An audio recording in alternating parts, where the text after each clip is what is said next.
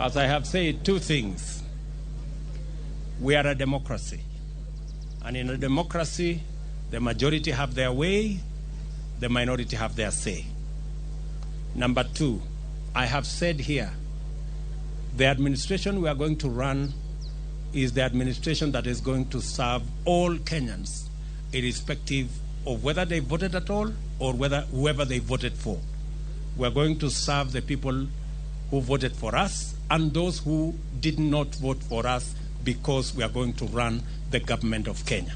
And the government of Kenya is going to be the government of Kenya for all Kenyans. So they have absolutely nothing to worry. Nothing to worry. We are going to serve all Kenyans equally. Yes?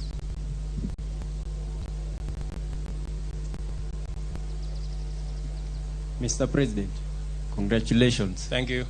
My dream was to be a professional footballer, but I had to kill that dream. What's your plan now that you're in power in terms of stadiums and making sure the football in this country works? Because there are so many dreams out there have been killed because of individual selfish reasons. What's your plan on that one? The same way the people of Kenya have made my dream a citizen from Norway.